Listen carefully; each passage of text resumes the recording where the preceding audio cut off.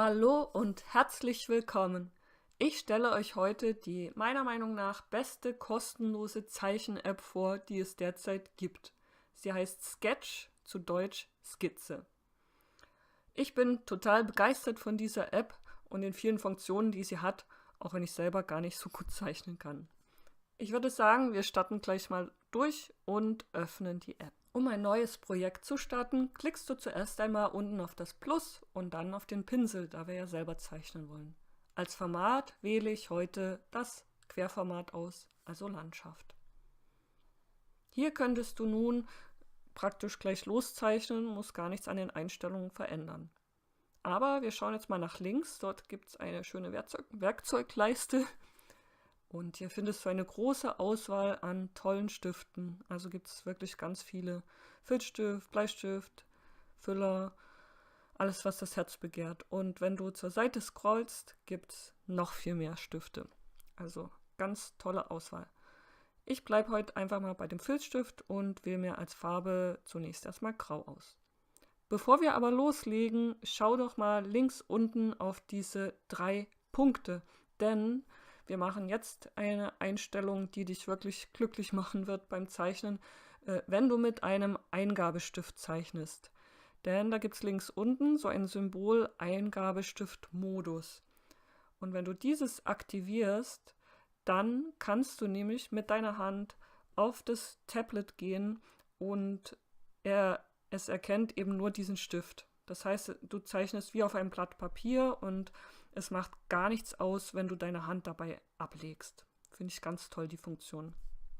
So, als Hilfslinie für das Schweinchen habe ich jetzt schon mal eine Ellipse gezeichnet. Die gefällt mir aber nicht so gut, deshalb mache ich sie mit dem Pfeil rechts wieder rückgängig. Und auch da gibt es unter den 3 Punkten links wieder ein tolles Hilfsmittel, was du nutzen kannst, nämlich Ellipse. Wie du siehst, sieht es jetzt noch nicht aus wie eine Ellipse, sondern wie ein Kreis, aber man kann das dort zusammenschieben und mit dem anderen Pfeilen größer und kleiner ziehen. Und mit dem Mittelpunkt kann man es auch noch verschieben. Und das Tolle ist, wenn du jetzt auf dieser Linie ansetzt, kannst du eine perfekte Ellipse ziehen. Also du kannst nicht verrutschen, es ist, als wenn der Stift dort in der Rille einrasten würde. Und mit dem Kreuzchen schließt du einfach das Hilfsmittel wieder. Okay, das sind jetzt tatsächlich schon alle Hilfslinien, die wir brauchen, um ein Schwein zu zeichnen. Ich ändere jetzt nur noch kurz die Farbe auf Schwarz, um tatsächlich mit der Zeichnung zu beginnen. Vorab will ich aber euch noch was Tolles zeigen, denn es gibt eine Möglichkeit, wie wir die Hilfslinien später nicht wegradieren müssen, aber sie trotzdem nicht mehr im Bild sehen. Und zwar klickst du dafür rechts auf diesen Papierstapel. Du kannst nämlich in dieser App in mehreren Ebenen zeichnen. Eine neue Ebene öffnest du, indem du auf das Pluszeichen klickst. Und wir zeichnen das Schwein auf einer anderen Ebene als die Hilfslinien. So, und jetzt geht's tatsächlich richtig los. Ich weiß ja nicht, womit du immer anfängst, wenn du ein Schwein zeichnest, aber ich fange heute mal mit den Augen an. Die zeichnen wir auch ganz ohne Hilfsmittel, denn perfekte Augen sind gar nicht so schön. Dann gehört noch so ein Schweinerüssel dazu. Den versuche ich mal so einigermaßen hinzubekommen. Dein Schwein sieht bestimmt viel besser aus. Und für den Körper brauchen wir nur diese Ellipse nachzuzeichnen. Wir stoppen am Hinterfuß, zeichnen da das Füßlein hin. Dann hat das Schwein natürlich einen Bauch und den Vorderfuß. Es rennt ein bisschen. Jetzt mache ich mal mit dem Mund weiter. Ja, so sieht ein glückliches Schwein aus, denke ich. Natürlich noch nicht ganz. Noch ein Pausbäckchen. Und der 3. und der 4. Fuß. Den sieht man ja auch ein bisschen. Mit dem Pfeil rechts kann man die Leisten an der Seite ausblenden. Dann sieht man es auch besser, das Bild. So, ja, ein paar Härchen, damit das Schwein nicht ganz nackig ist. Und es fehlt natürlich noch das Schweineohr. Jetzt blenden wir rechts nur noch die Ebene mit der Hilfslinie aus, indem wir dort auf das Auge klicken. Na, ist doch schön einigermaßen. Aber was ist das? Ich habe da was entdeckt, da habe ich drüber gemalt. Okay. Man kann es übrigens vergrößern, das Bild, und verkleinern, indem man mit beiden Fingern das auseinanderzieht oder wieder zusammenschiebt. So, hier wo ich drüber gemalt habe, ist gar kein Problem, denn es gibt ja in diese Werkzeugkiste oder Malkiste auch einen Radiergummi. Und weil das auch nur eine ganz kleine Ecke ist, die ich ausradieren möchte, stelle ich den Radiergummi auch auf ganz dünn. Damit geht es ganz prima. Das Schwein ist fast fertig. Was fehlt noch? Klar, wir müssen es noch ausmalen.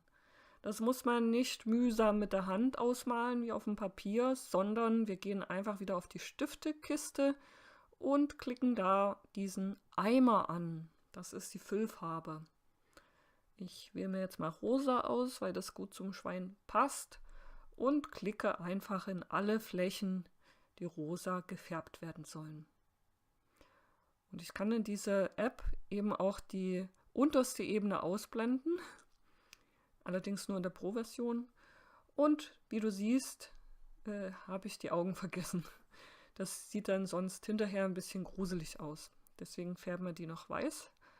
Und auch ein kleines Füßchen haben wir noch vergessen. Das müssen wir noch rosa färben. Was ich dann immer gerne noch mache, ist ein paar Schatten einzufügen. Dafür benutze ich ganz gern den Pinsel. Um den Schatten ein bisschen dunkler zu machen, also dunkelrosa sozusagen, klicke ich jetzt erstmal auf diesen Regenbogenkreis, denn die Farbe, die ich brauche, ist dort noch nicht abgebildet. Und hier kann ich praktisch fast jede Farbe mir selber einstellen, indem ich einfach da ein bisschen nach unten gehe mit diesem weißen Kreis. Und jetzt kann ich ganz lustig die Konturen ein bisschen nachzeichnen, stelle aber fest, dass die Linie, also die Pinsellinie eigentlich viel zu dick ist. Deswegen ändere ich das nochmal kurz, die Strichdicke auf dünn und kann nun einfach ein paar Schatten einfügen. Das wirkt dann ganz anders. Eine tolle Möglichkeit möchte ich dir noch zeigen, wodurch die Linien nicht so streng aussehen. Du kannst nämlich in dieser App auch diese Verwischen-Funktion auswählen. Einfach diesen Finger anklicken, auch die Größe und Stärke wieder feststellen und dann einfach über die Linien mit dem Stift oder mit dem Finger ein bisschen drüber wischen. Und dann ist das so, als wenn man auf Zeichenpapier Bleistift verschmieren würde. Also die Schatten verschwimmen dann ein bisschen. Finde ich eigentlich ganz nett. Ein paar Schatten noch, dann ist es geschafft. Auch die Augen mache ich mal ein bisschen schattig, dann sehen die ein bisschen mehr aus wie Kugeln. Das finde ich ganz hübsch. Ich bin jetzt eigentlich ganz zufrieden mit meinem Schwein.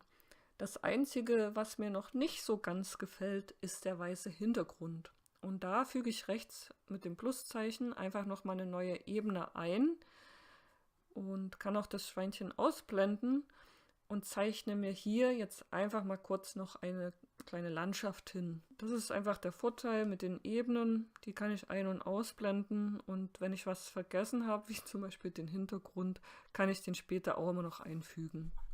Jetzt blende ich mein Schwein mal wieder ein und es versteckt sich im Gras. Ist aber kein Problem, wir klicken rechts die Ebene vom Schwein an und oben auf diese 4 Pfeile. Und hier können wir jetzt das Schwein in die oberste Ebene holen, indem wir auf den Pfeil nach oben klicken. Wir können das Schwein hier auch verkleinern, vergrößern, verschieben, die Richtung ändern. Einfach mit beiden Fingern das Schweinchen auseinanderziehen oder schieben. Und wenn wir fertig sind, drücken wir oben links den kleinen Haken. So, jetzt markiere ich nochmal die Landschaftsebene und blende das Schwein aus, damit ich die noch fertig zeichnen kann. Denn der Himmel soll ja auch noch eine Farbe kriegen und genau, so sieht es schon ein bisschen besser aus. Und ich möchte auch auf dem Rasen oder auf der Wiese noch ein paar Schatten einfügen. Mein Bild ist jetzt fast fertig. Was noch fehlt, ist eine lachende Sonne. Die gehört ja eigentlich auf jedes Bild. Dafür nehme ich jetzt ausnahmsweise nochmal diesen Hilfskreis bzw. Ellipse und probiere auch nochmal einen anderen Stift aus. Ja, naja, ich habe schon bessere Sonnen gesehen, aber auch schon schlimmere. So, ich würde sagen, das Bild lassen wir jetzt mal so, das ist fertig. Wir müssen es nur noch abspeichern. Zum Speichern klickst du einfach rechts auf den kleinen Haken und dann in der Mitte unten nochmal auf Speichern. So, ich bin fertig mit meinem Video. Ich hoffe, es hat dir gefallen und ich würde mich freuen, wenn du beim nächsten Mal vielleicht wieder einschaltest. Tschüss!